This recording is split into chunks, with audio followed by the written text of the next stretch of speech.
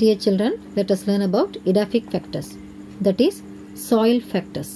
In Tamil, மண் காரணிகள். These are the abiotic factors related to soil. It is formed based on the physical and chemical composition of that particular area. ஒரு குறிப்பிட்ட பகுதியில் physical and chemical composition எப்படி இருக்கோ அதுக்கு தகுந்த மாதிரி அந்த இடத்துல குறிப்பிட்ட மண் வகை உருவாகும். The study of soil is called pedology. What is soil? Soil is the weathered superficial layer of the earth in which plants can grow. Weathered superficial layer means உதிர்வடைந்த பூமியின் மேல்புற அடுக்கு. பூமியோட மேல் பகுதி அடுக்கு உதிர்வடைந்து துகள்களாக ஆனதுனால உருவானது தான் soil, in which plants can grow well. நம்ம பார்க்குற சாயில் வெறும் மண் துகள்கள் இல்லை. It is a complex composite mass. It is a mixture of soil constituents. Constituentsனா minerals, soil water, soil air and soil organisms that are living in it. அதாவது மைக்ரோப்ஸு, insects எல்லாமும் சாயிலில் வாழும். இதெல்லாம் அடங்கினது தான் soil. How is soil formed? Soil originates from rocks and develops gradually at different rates depending upon the ecological and climatic conditions. Soil originates from gradual weathering of rocks, that is breakdown of rocks based on the ecological and climatic conditions. அந்த பகுதியில் இருக்கிற சூழல் மற்றும் காலநிலைக்கு தகுந்த மாதிரி இந்த படிப்படியான உதிர்தல் பாறையில் நடக்கும். Water, ice, acids, salts, plants and animals and changes in temperatures can do this weathering in rocks. இது எல்லாமும் பாறையை கொஞ்சம் கொஞ்சமாக ஸ்மாலர் பீசஸ் ஆக்கி மண்ணை உருவாக்கும். Soil formation is initiated by the weathering process. Biological weathering takes place when organisms like bacteria, fungi, lichens and plants help in the breakdown of rocks through the production of acids and certain chemical substances. Bacteria, fungi, lichens and other plants இதெல்லாம் கூட acids, chemical substance இதையெல்லாம் produce பண்ணி பாறையை அரித்து மண்ணை உருவாக்குது. It is called biological weathering. Question may be asked as what is biological weathering? So mark it. Let us see the types of soils.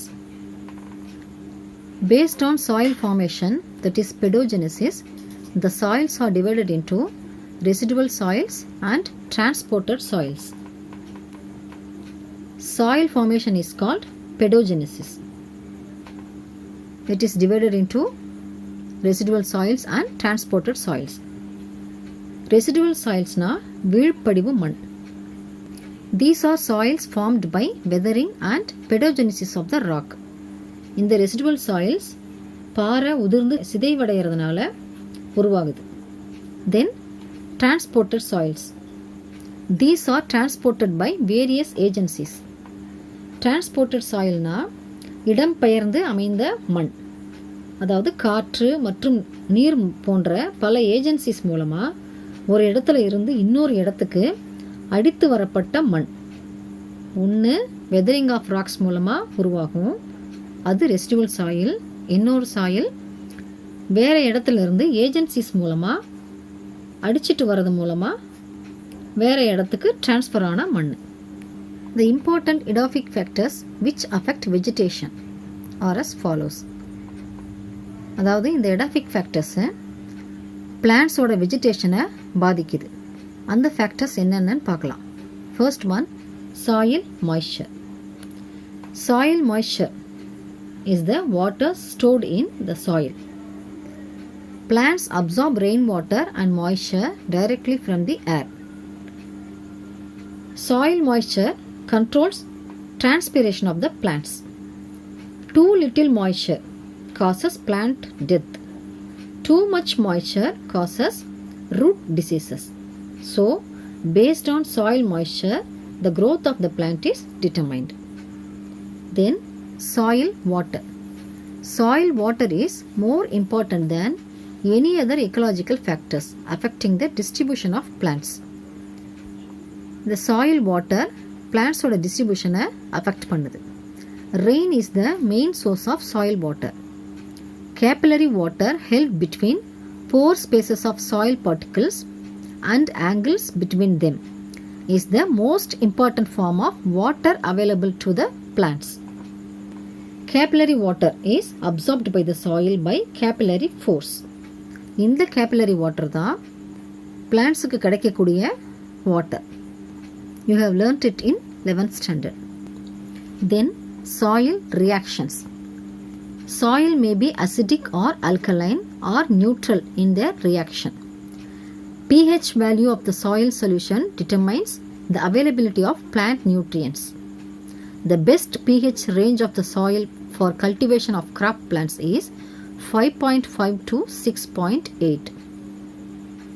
pH value 7 இருந்ததுனா அது நியூட்ரல். அதுக்கு கொஞ்சம் முன்ன பின்ன இருக்கிற pH அளவு தான் இந்த crop plants கல்டிவேஷன் பண்ணுறதுக்கு தகுதியான pH வேல்யூ. இந்த pH வேல்யூக்கு அதாவது 5.5 to 6.8 இதுக்கு குறைஞ்சாலோ இல்லை அதிகமானாலோ பிளான்ட்ஸுக்கு நியூட்ரியன்ஸ் கிடைக்கிறதுல டிஃபிகல்ட்டி உண்டாகும்.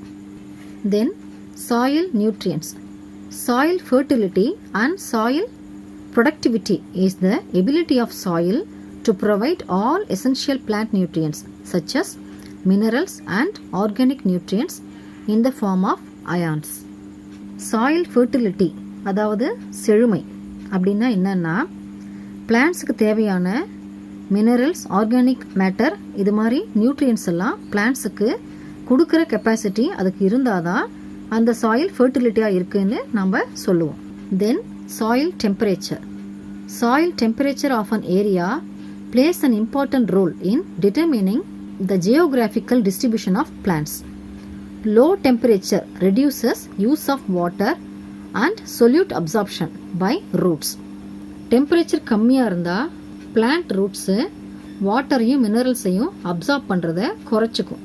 ஸோ சாயில் டெம்பரேச்சர் தேவையான அளவு இருக்கணும். Then soil atmosphere. The spaces left between soil particles are called pore spaces, which contains oxygen and carbon dioxide. Soil particles க்கு இடையில இருக்கிற ஸ்பேசஸில் ஆக்சிஜன், கார்பன் டை ஆக்சைடு இருக்கிறதுனால மண்ணில் நல்ல காற்றோட்டத்துக்கான வசதி இருக்கணும். அதுக்கு மண் டைட்டான பார்ட்டிகிள்ஸோடு இல்லாமல் தேவையான அளவு போர் ஸ்பேசஸ் அதில் இருக்கணும். Then soil organisms. Many organisms existing in the soil like bacteria, fungi, algae, protozoans, nematodes, insects, earthworms, etc. are called soil organisms. These are the soil organisms present in soil. Then soil profile அதாவது மண் அடுக்குகள். Soil is commonly stratified into horizons at different depth. Based on different depths, soil is seen as different horizons. ஆழத்தை பொறுத்து மண்ணில் வெவ்வேறு அடுக்குகள் இருக்கும். இப்போ வீடு கட்டும்போது மண்ணை வெட்டும்போது குறிப்பிட்ட தூரம் வரைக்கும் டிஃப்ரெண்ட் லேயர்ஸை நம்மளால் பார்க்க முடியும். சாயிலில் கலர் டிஃப்ரென்ஸ் கூட தெரியும். These layers differ in their physical, chemical and biological properties. Physical, chemical and biological propertiesல இந்த layers எல்லாம் வித்தியாசப்படும். This succession of superimposed horizons is called soil profile. இது மாதிரி படிப்படியாக ஒன்று மேலே ஒன்று அடுக்கப்பட்டது தான் சாயில் ப்ரொஃபைல். அதாவது மண்ணோட நெடுக்கு வெட்டு விவரம். longitudinal section details. Horizon and description. O horizon அதாவது O அடுக்கு. Humus is present here. That is organic matter. It consists of fresh or partially decomposed organic matter. அதாவது ஃப்ரெஷ்ஷான இல்லை பாதி டீகம்போஸ் ஆன ஆர்கானிக் மேட்டர் இங்கே இருக்கும். இதில் 2 அடுக்கு இருக்குது. O1 freshly fallen leaves, twigs, அதாவது மரக்கிளைகள், ஃப்ளவர்ஸ் அண்ட் ஃப்ரூட்ஸ் இங்கே இருக்கும். O2 இதில் dead plants, animals and their excreta, அதோட கழிவுகள், decomposed by micro organisms. Micro ஆர்கானிசம்ஸ்னால சிதைவடைந்த பிளான்ட்ஸோட டெட் மேட்டர், அனிமல்ஸோட டெட் மேட்டர் இங்கே இருக்கும். Usually absent in agricultural and deserts. Agricultural ஏரியாலும் விவசாயம் பண்ணுற ஏரியாலையும் டெசர்ட்லேயும் இந்த ஹியூமஸ் இருக்காது. Next layer is A horizon, that is A அடுக்கு. It is a leached horizon. It is a leached horizon. It means this horizon drains away the liquid substances. அதாவது திரவ பொருட்களை கசிய விடும். It is the layer of the soil where the particles are removed or leached. The top soil of A horizon is mixed with humus and minerals. Living organisms also are seen in this horizon. This horizon has dark and light colored layers.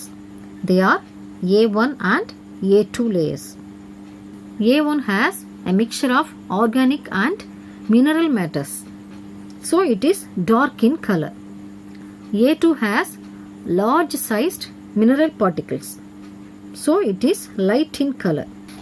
Next layer is B horizon. It is the accumulation horizon. It is also called subsoil.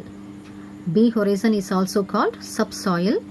It is poor in humus and rich in minerals because the removed particles from above are accumulated here. இப்போ A ஹொரைசன்ல இருந்து minerals எல்லாம் leech ஆகி கீழே வருது இல்லையா, அதெல்லாம் accumulate ஆகிற இடம் இந்த B horizon. It consists of iron, aluminum and silica rich clay organic compounds. அதாவது சிலிக்கா அதிகம் இருக்கிற ஆர்கானிக் அண்ட் கிளே பார்ட்டிகிள்ஸ் இங்கே இருக்கும். Next layer is C horizon. It is the partially decomposed parent material. அதாவது கொஞ்சம் போர்ஷன் உதிர்ந்து மண் உருவாகி இருக்கும், கொஞ்சம் பாறையாக இருக்கும். It consists of parent materials of soil composed of little amount of organic matters without life forms. அதாவது less amount of organic matters இருக்கும். Living organisms are not seen here. The last layer is R horizon. It is the parent material from which soil will develop. It is a solid bed rock. இது மேலே தான் underground water store ஆகுது. This part is top layer of the soil. It is called O horizon. Here fresh and partially decomposed organic matter are present. Next to O horizon, A horizon is present. It is the leached horizon. Mineral particles are drained from here. This is B horizon. This is the accumulation horizon. It is also called subsoil. இங்கே humus கம்மியாக இருக்கும், அதாவது organic matter கம்மியாக இருக்கும், minerals அதிகமாக இருக்கும். எதனாலன்னா ஏ ஹொரைசன்லேருந்து கசிகிற minerals எல்லாம் இங்கே அக்யூமுலேட் ஆகும். Then next to this is C horizon is present. Here it is the partially weathered horizon. அதாவது பாதி சிதைவடைந்த ராக் மெட்டீரியல் இங்கே இருக்கும். This is the bottom layer of the soil profile. It is called R horizon. This is the parent material. It is the bed rock. இதிலிருந்து தான் soil உருவாகும். So it is called parent material. Then types of soil particles. Based on the relative proportion of soil particles 4 types of soil are recognized. அதாவது சாயில் பார்ட்டிகிள்ஸோட அளவுகளை compare பண்ணி சாயிலை 4 டைப்ஸாக பிரிச்சிருக்காங்க. They are clay soil, silt soil, loamy soil and sandy soil. clay soilனா களிமண், silt soilனா வண்டல் மண், loamy soilனா தோட்டமண், sandy soilனா sand அதாவது மணல். இங்கே soil type, size, relative proportion கொடுத்துருக்காங்க. கிளேயி சாயில் இதோட சைஸு லெஸ் தென் 0.002 மில்லிமீட்டர். 0.002 மில்லிமீட்டருக்கும் குறைவாக இதோட சைஸ் இருக்கும். இதை நார்மல் மைக்ரோஸ்கோப்பில் பார்க்க முடியாது. இதோட அளவு என்னன்னா 50% clay and 50% silt. பாதிக்கு பாதி களிமண்ணும் வண்டல் மண்ணும் கலந்தது தான் கிளேயி சாயில். இது வெயிட்டாக இருக்கும், கோல்டாக இருக்கும். தென் சில்ட் சாயில், வண்டல் மண், இதோட சைஸு 0.002 to 0.05 மில்லிமீட்டர். இதோட ரிலேட்டிவ் ப்ரொபோர்ஷன் 90% சில்ட், 90% வண்டல் மண் இருக்கும், 10% மணல் இருக்கும். இந்த வண்டல் மண்ணோட சைஸு கிளேயி சாயிலை விட கொஞ்சம் அதிகமாக இருக்கும். நெக்ஸ்ட்டு அளவுப்படி பார்க்கும்போது சில்ட் சாயிலுக்கு அடுத்த சைஸு சாண்டி சாயில், அதாவது 0.05 mmலேருந்து 2 mm வரைக்கும் இதோட பார்ட்டிகிள் சைஸ் இருக்கும். இதில் relative proportion 85% sand and 15% clay. இது வந்து லைட் சாயில், வெயிட்டு கம்மியாக இருக்கும், பொல பொலன்னு இருக்கும். கிளேயி சாயிலோட சைஸு 0.002 mmக்கும் கீழே இருக்கும். சில்ட் சாயிலோட சைஸு 0.002லேருந்து 0.05 mm வரைக்கும் இருக்கும். அடுத்தது சாண்டி சாயில் 0.05 mmலேருந்து 2 mm வரைக்கும் இருக்கும். இது எல்லாத்துக்கும் இந்த லோமி சாயில், அதாவது தோட்ட மண், இதை பசல மண்ணுன்னு சொல்லுவாங்க. இந்த மண்ணோட அளவு களிமண்ணோட அளவு இருக்கு இல்லையா, 0.002க்கும் குறைவா, அந்த சைஸில் இருந்து இந்த சாண்டி சாயில் இருக்கு இல்லையா, அதோட அளவு மேக்ஸிமம் 2 mm இது வரைக்கும் இந்த லோமி சாயிலோட பார்ட்டிகிள் சைஸு இருக்கும். இதில் ரிலேட்டிவ் ப்ரொபோர்ஷன் என்னென்ன இருக்குன்னா 70% சாண்ட் அண்ட் 30% clay, இல்லைன்னா 30% சில்ட் மண், அதாவது வண்டல் மண் இருக்கும். இல்லைன்னா இந்த 30%ல் கிளேவும் இருக்கும், சில்ட்டும் இருக்கும். அதாவது 30% clay, இல்லைன்னா 30% சில்ட், இல்லைன்னா 30% கிளேவும் சில்ட்டும் கலந்து இருக்கும். இது கார்டனுக்கு ரொம்ப ஏற்ற மண்.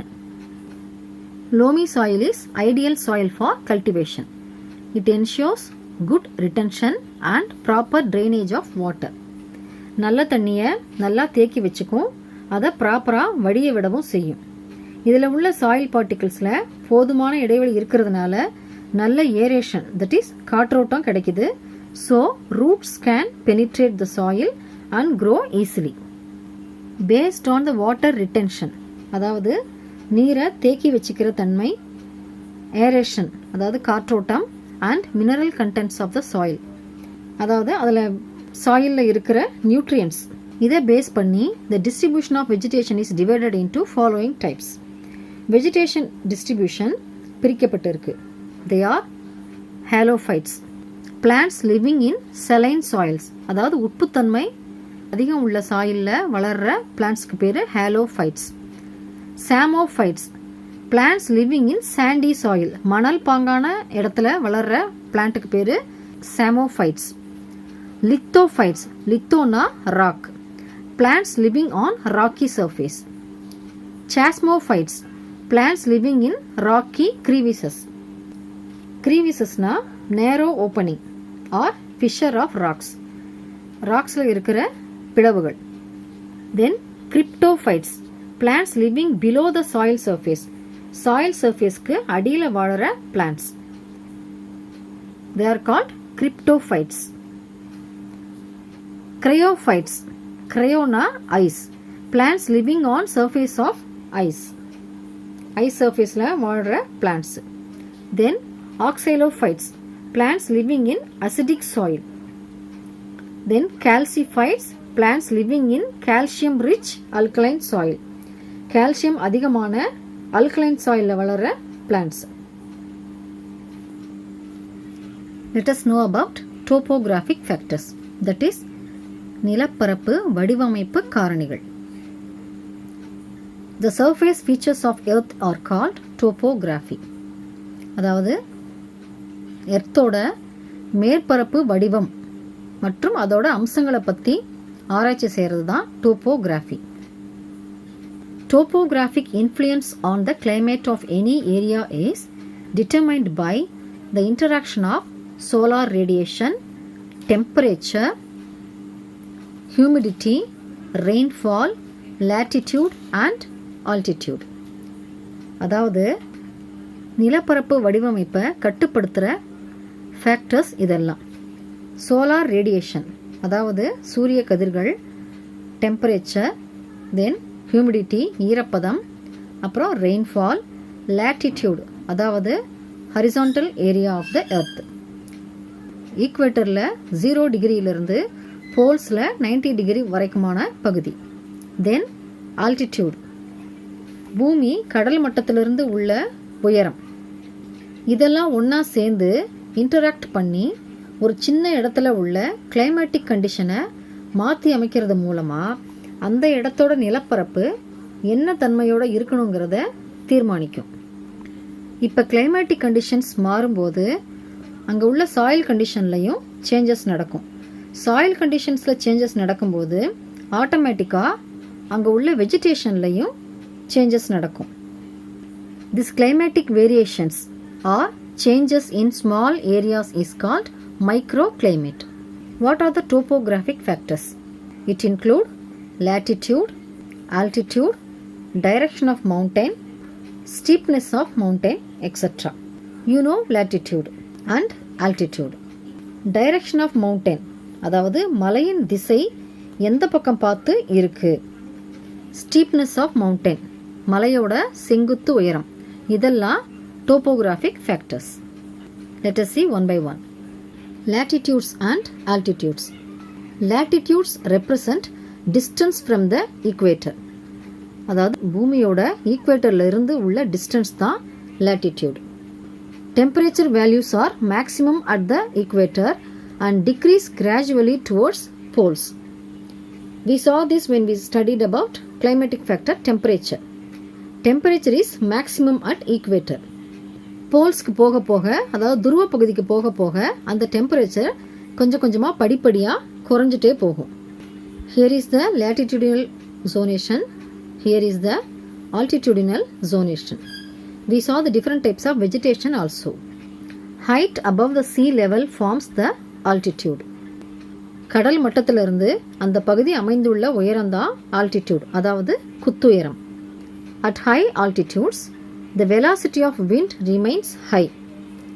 காற்றோட வேகம் அதிகமாக இருக்கும். Temperature and air pressure decrease. அதாவது அந்த இடத்தோட வெப்பநிலையும் காற்றோட அழுத்தமும் குறைவாக இருக்கும். While humidity and intensity of light increases. அதாவது ஈரப்பதமும் ஒளியோட தீவிரமும் அதிகமாக இருக்கும். எதெல்லாம் அதிகமாக இருக்கும்? velocity of wind காற்றோட வேகம், ஹியூமிடிட்டி ஈரப்பதம், இன்டென்சிட்டி ஆஃப் லைட் ஒளியின் தீவிரம். எதெல்லாம் குறைவாக இருக்கும்? Temperature and air pressure. Due to these factors vegetation at different altitudes varies, showing distinct zonation. அதாவது ஹைட் அதிகரிக்க அதிகரிக்க இந்த கண்டிஷன்ஸ்லையும் குறையிறதும் அதிகமாகிறதும் சரியாக நடந்துக்கிட்டே இருக்கும். ஸோ அந்தந்த ஹைட்டில் உள்ள கண்டிஷன்ஸ்க்கு தகுந்த மாதிரி பிளான்ட் வெஜிடேஷன்ஸ்லேயும் டிஃப்ரென்ஸ் இருக்கும். நம்ம வகை வகையான பிளான்ட்ஸ் வெரைட்டி பார்த்துருக்கோம் இல்லையா? பிரியோஃபைட்ஸ், டெரிடோஃபைட்ஸ், ஜிம்னோஸ்பெர்ம்ஸ், ஏஞ்சியோஸ்பெர்ம்ஸ், இப்படி ஒரு குறிப்பிட்ட இடத்துல குறிப்பிட்ட வெரைட்டி ஆஃப் பிளான்ட்ஸ் வளர்கிறதுனால they will show distinct zonation. ஒவ்வொரு வெஜிடேஷனும் ஒவ்வொரு தனி மண்டலத்தை உருவாக்கும். Next one is direction of mountain அதாவது மலையின் திசை. You know that wind makes clouds and brings rain. It rains according to the direction from where the wind blows. So the directions, that is திசைகள், take an important role in raining. The mountain which faces the direction of blowing wind can get adequate amount of rain and which helps in growth of vegetation. North and south faces of mountain or hillனா குன்று சிறிய மலை possess different types of flora and fauna because they differ in their humidity, rainfall, light intensity, light duration and temperature regions. வடக்கு பக்கம் பார்த்த மலைக்கும் தெற்கு பக்கம் பார்த்த மலைக்கும் ஈரப்பதம், மழைப்பொழிவு, ஒளியோட தீவிரம், எவ்வளோ நேரம் ஒளி படுது, தென் டெம்பரேச்சர், இதிலெல்லாம் நல்ல டிஃப்ரென்ஸ் இருக்கும். அதனால் அங்கே டிஃப்ரெண்ட் டைப்ஸ் ஆஃப் ஃப்ளோரா, அதாவது plants, fauna, that is animals காணப்படும்.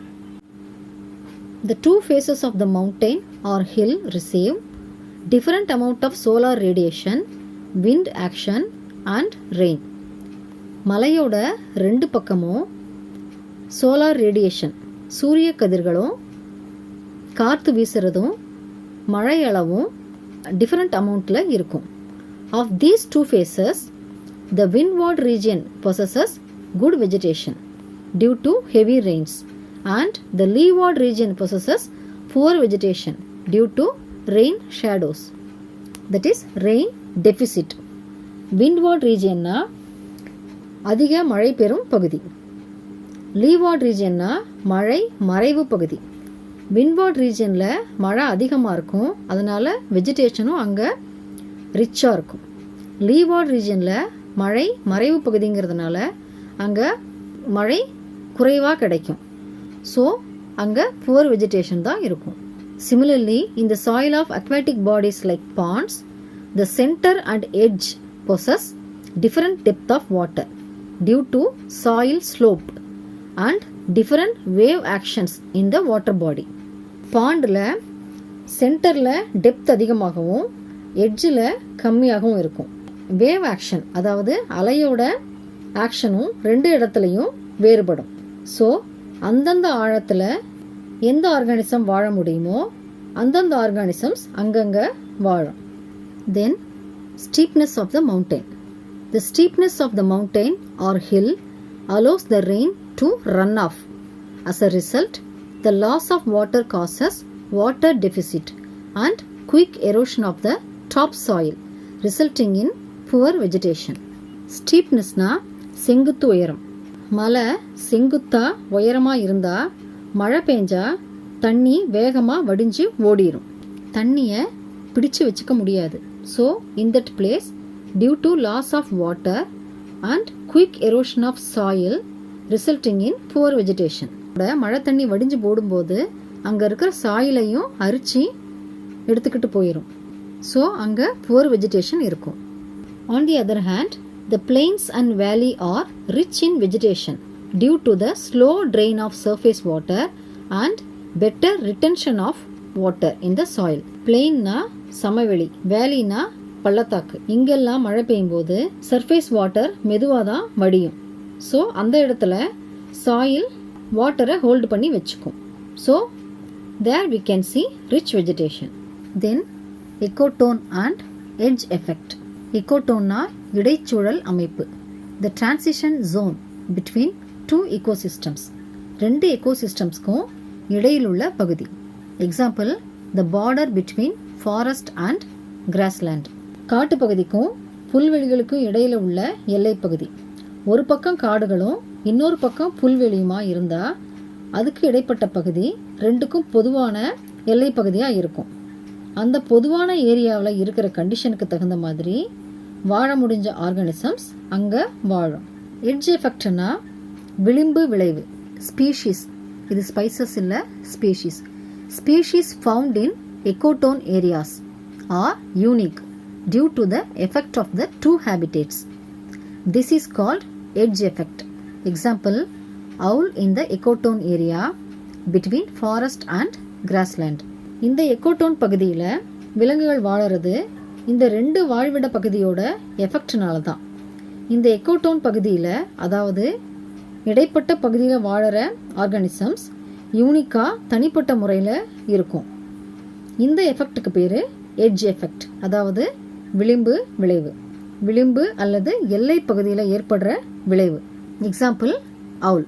இது ஃபாரஸ்ட்டுக்கும் கிராஸ்லேண்டுக்கும் இடைப்பட்ட பகுதியில் வாழற ஒரு பறவை. So far we have seen edaphic factor and topographic factors. In next class, let us see biotic factors. Thank you, children.